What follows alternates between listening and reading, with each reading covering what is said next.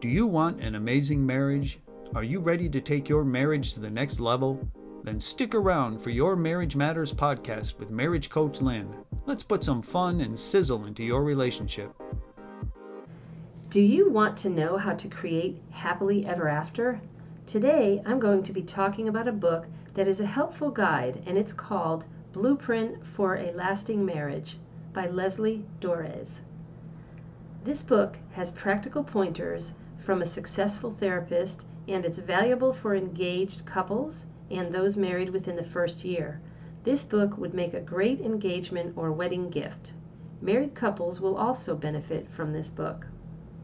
Anyone who's been married longer than a year or two realizes that love is not enough to keep a good marriage going. Relationships aren't natural and don't naturally happen. This doesn't mean it's hard work, but that we need to be aware and we need to be intentional. Here's a quote from the book worth thinking about. Quote, "Marriage has become less of a social institution and more of a voluntary lifestyle, one that can be chosen and unchosen. How patiently and skillfully you design, build, and maintain your relationship will determine how vital and enduring it will be." End quote. When we get married, we must establish an us. We don't stop being individuals, and we need to figure out how to blend and become a couple. The first thing we need to know is that a marriage partnership is not a series of battles to be won. It's not a competition where we keep track of who won, who compromised, who sacrificed, or whose turn it is. If you have a win-lose mentality, you will both lose. Have you experienced this in your marriage? Have you noticed this in any part of your relationship? The author maintains that we all need a blueprint in order to have a successful marriage, just as when building a house, you need a plan before you start construction. We will talk about why you don't need to work so hard at marriage if you focus on a few simple elements, and how to stay connected during the lifetime of your marriage, no matter what. There are 5 steps that go into this blueprint for a lasting marriage. The first step starts out with knowing who you are, what you need, and making room to accommodate your partner.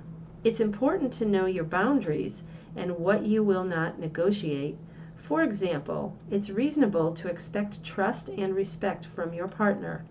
New couples should not let things go and look the other way on glaring character flaws or poor behavior from their beloved. Set limitations. The second step is to honor your commitment. You need to love, honor, and cherish your partner until your death. These are active verbs, and if we all do this, we will enjoy our marriage. Think of a roof of a house for the third step. Stay connected and do things as a couple. If you get busy in a parent role, do not neglect the partner role. Take a look to see if you do the following 4 rituals.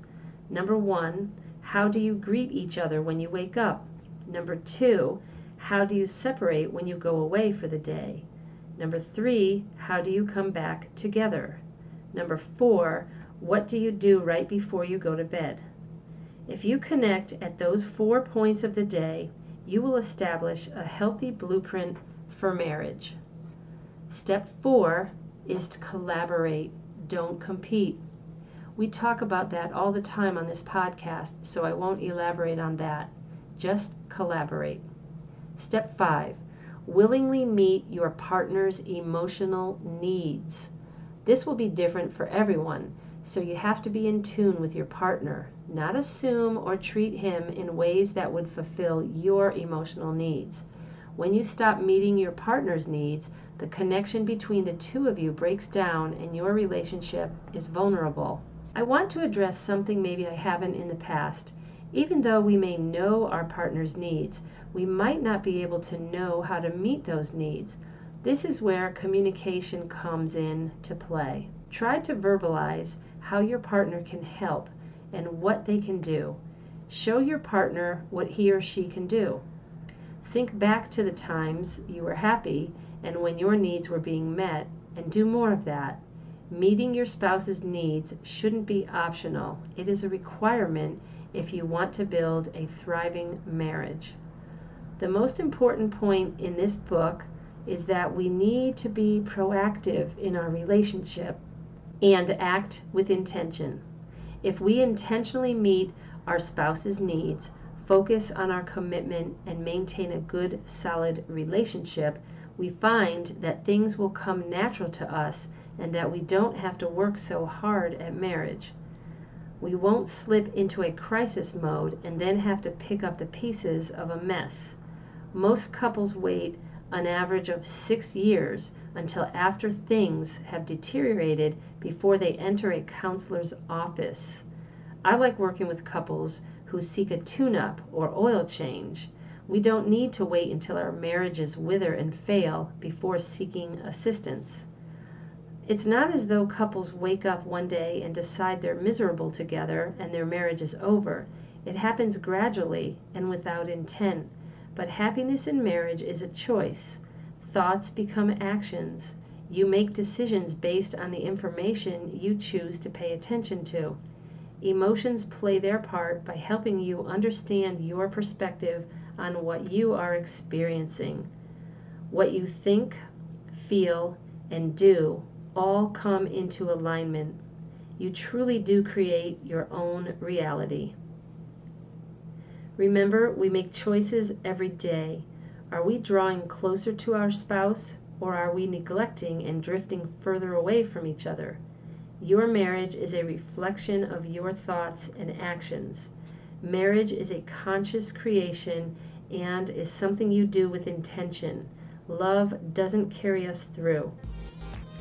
The book title is Blueprint for a Lasting Marriage: How to Create Your Happily Ever After with More Intention, Less Work, by Lesli Doares.